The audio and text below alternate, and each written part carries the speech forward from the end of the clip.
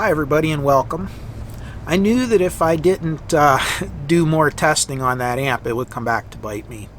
And of course it did. I got a lot of comments and a lot of you were asking some questions about how this amplifier performs with respect to the test equipment and so forth, not just how it sounded from a recording, which I did. So I thought I would take a little bit of time this weekend to do a few of the tests that you requested.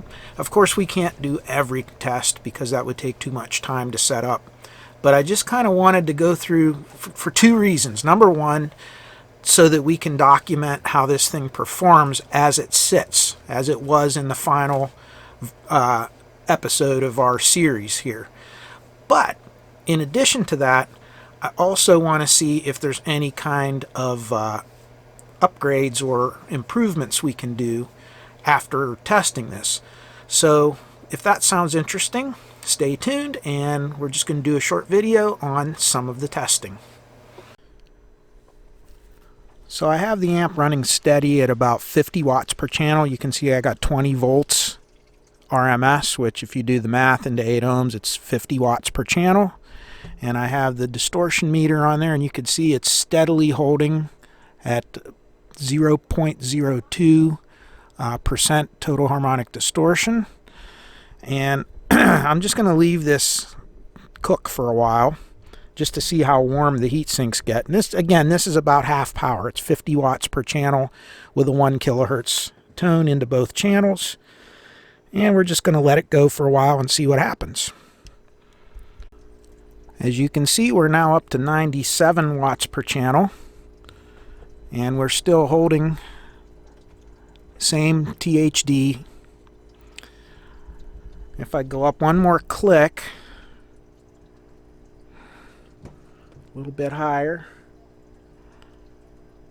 and it just went up the tiniest little bit there, and we're looking at 29 volts, so we're real close to our little over 100 watts per channel. You can see there, and as you can see, the heat sinks are still staying very cool. Let's do a temperature measurement. Like I said, this is running constant like this, so you can see 38 degrees C on the heat sink. Right on the transistors, 38 degrees C. So, and that's how they're all the same pretty much. So yeah, this amp's working well within its specs, and that's with totally unmodified boards. Before we do any kind of changes or do any kind of things, we just wanted to make sure that thermal tracking is there. So let me turn this off for a moment, and the next thing we want to look at is crossover distortion. You're really not going to see or hear crossover distortion as much at really high volumes as you will at low volumes, just because of the nature of how it works, unless you have really severe crossover distortion. So we're going to go to an extremely tiny signal, and we're going to see where it is we get, if we get crossover distortion. So that's our next test we'll do. So right here is 8 milliwatts, and the jumpiness of the signal is because the oscilloscope is, I have it turned at such a low scale, 200 millivolts per division through a ×10 probe. So any of you who work with oscilloscopes will understand how hard it is for this scope to trigger on this tiny little signal. But you can see, even I stretched out the 1 kilohertz signal, you can see that even at 8 milliwatts, that's 8/1000ths of a watt. So that's going to be very, very, very quiet. And you can see that we have no crossover distortion whatsoever. And it's such a low voltage level that even the distortion meter can't lock on the signal. You can see it's jumping around. It's showing that it's still low distortion, but it's probably much lower than that even. But you can see there is no distortion. So again, I don't think there's any problems with our bias circuit on this at all. And this is The boards, just these are the original boards. Remember, we're baselining all this before we make any changes or before we even decide to make any changes to see how this works. The next thing I would like to do is a frequency sweep and just see how this thing does with the frequency sweep. And we're going to do it just at a reasonable volume level, around 10 watts or something like that, and just see how this thing holds, as far as flat response. So we're doing a sweep from 10 hertz up to 20 kilohertz. And you can see that I set it in between the graticules there, and you can see it's tracking perfectly in the graticules.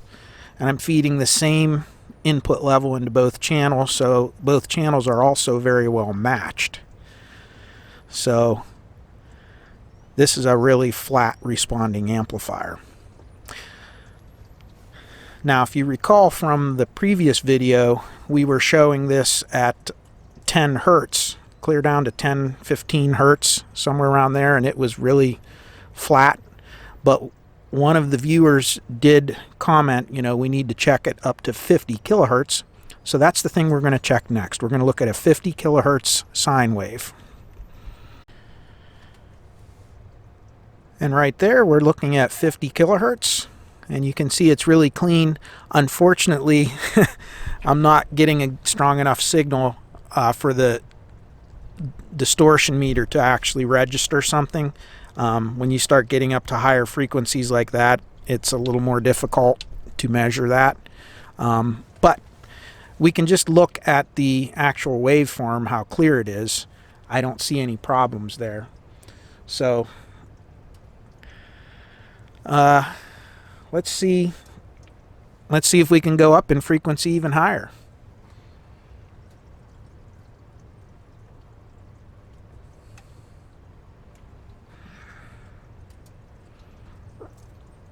There's 70 kilohertz, 80, 90, 100. So even at 100 kilohertz, it's starting to get a little bit wonky, but not too bad.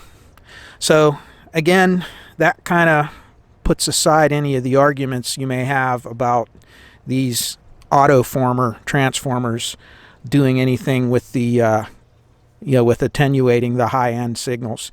The other thing is, you noticed even at those high frequencies, there was no oscillation whatsoever. So once again, this amp is performing perfect. So let's talk about DC offset for a minute. You can see I disconnected the dummy load, so we have open terminals there. And I have my voltmeter set to millivolts. And there it is. 12 millivolts of DC offset. And if we move to the other channel,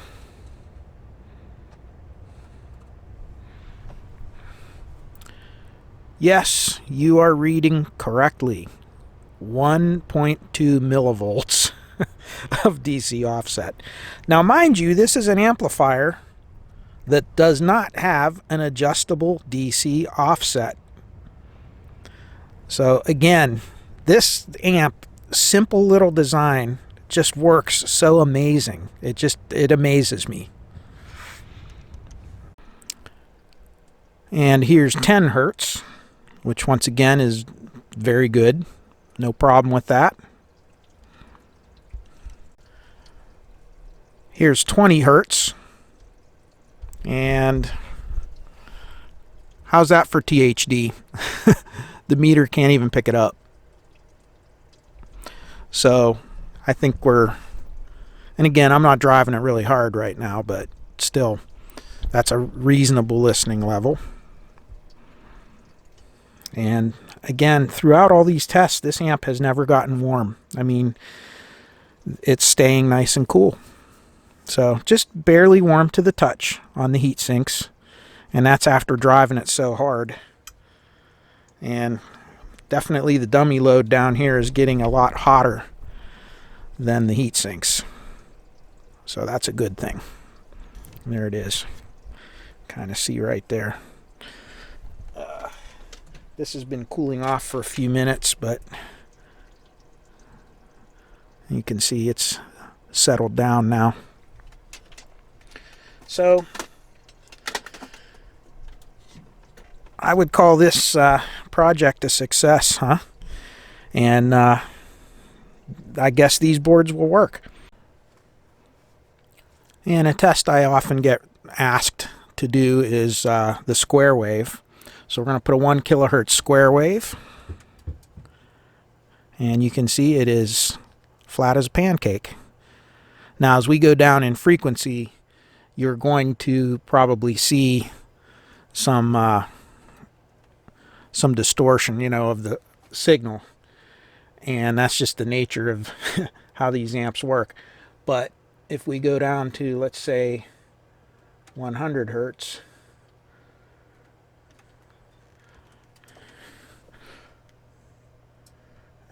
even at 100 hertz, it's really pretty flat. And you can see there's no ringing on the corners or anything like that. See, take a look. So once again, this amp, you know, these auto transformers, I know a lot of people were a little concerned about putting a transformer in the audio path, but there it is. It does not affect anything. If any, all it does is match the impedance more correctly to the speakers that you're using. So again, another really good test on this one. So this board was just pretty much a proof of concept prototype, and you can see from all the results it's perfect as is. It works. I mean, I couldn't ask anything more from it.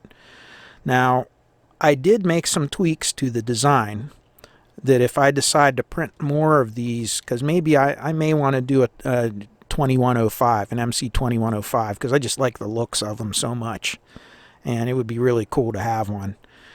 But I added an extra pad up here to accommodate this resistor. I'll tell you, this thing barely, it gets warm, but not nearly to the temperature as the 5-watt one. So we're going to be able to accommodate this without having to bend the leads funny like that. You can see how funky that is. We're gonna actually have a pad up here. I moved at the suggestion of one of the viewers. Thank you so much, because I got some great comments. I moved this pot to the other side of the board so it'll stick out here, and you can, and I got a lower profile one, and I also went with a slightly higher wattage of pot than this. Even though this one is fine, it's really well within its tolerance, I went with a little bit nicer one yet. The other thing I did was I put the accommodation to actually put 3 bias diodes in there if you so desire. The voltage, the bias voltage, according to the schematics, we're a little bit lower than that. I think they wanted 800 millivolts at the bias point, which would be where my little test point is connected, and we're seeing somewhere around 600 to 650 millivolts. Although you saw from the results, I don't really care. The performance is perfect. But if we did want to change that voltage drop a little bit, I will have, or use a different type of diode. I'm going to make the accommodation for a 3rd diode. The other thing is I added 2 other pads that if we wanted to mount a little diode module up here and then run the 2 legs down and solder them in, I'm going to have the 2 pads to do that. So if you wanted to do, to improve the thermal tracking, although I would argue that we really don't need that as well as this was working. Because like I said, I can turn this on ice cold. It works perfectly. I can run it full power for 5-10 minutes, which is really abusive to the amp, and it never misses a beat. So really, I think as it is, this will work. The other thing that Chris over at Hoppy's Brain, I love some of his comments. He is a very brilliant engineer. He did suggest, this was a prototype board, so when you print these, if you take the default settings the JLC recommends, they can do a turnaround on a board in about a day, and they really do. Within 24 hours, the board's shipping. If you add any changes from that, it goes up. It can take more, like 3 or 4 days. But that being said, we can go with the gold. Number one, these little vias here, they're in the way, so I removed them. If you notice, there are tiny little vias up here.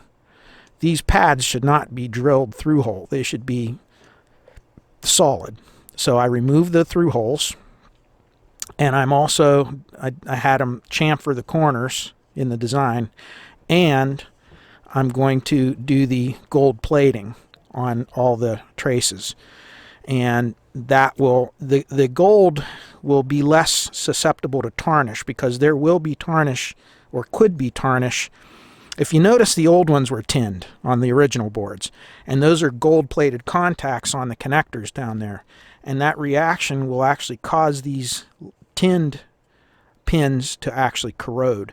If we get the gold plating, that'll reduce that substantially, so I'm going to do that change as well. So just a few little things. Other than that, this is staying as is. I'm happy with it. It's working perfectly. I couldn't ask for more out of it. And so this was a good design. I can't believe it worked. I was really expecting to have problems. I really was expecting to have to go through several revisions to even get a working board. I never thought it would perform as well as this thing did, especially as old as this amp was, and just all the issues we had in the beginning. I'm really pleased with how it turned out. So that's where we are with it. So after all these tests and so forth, I did decide that I am going to spin up another set of boards and have them printed out, just for my own satisfaction, and also because I think I would like to do an MC2100. I really love the faceplates of those, and if I find a good one and get my hands on a really good one at a good price, I think I might want to do that. So I am going to order some. I'm probably going to, since it's not going to cost a whole lot more, I'm probably going to order 5 sets, which is 10 of these boards total of the updated version.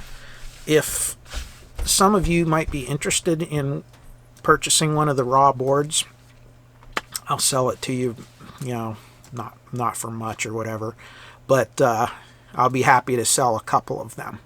So just send me an email, and if not, maybe we can send you a copy of the Gerber files, and you can order your own set if you'd like. So anyway, that's it for this video. I was pleasantly surprised that this amp works right out of the box how it is without any mods. It works admirably. I'm happy with it, and I could use it just like this. And I really think, although the redesigned board might be a little cleaner, neater looking, it may be a little bit better, I don't really think it's going to change the sound or the performance of the amp very much at all. So with that in mind, I wish you all peace, joy, happiness, and good health. I thank you all for the comments. I thank you for the donations and everything else. I appreciate all that you say and your participation in the forums. It really helps in the comments section. We learn from one another, so it's great to hear the good comments. So again, I wish you all well, and we'll see you again soon. We have another project. I have another one I'm going to start next week, and maybe I'll get something posted on that later on. So take care. We'll talk to you later. Bye-bye.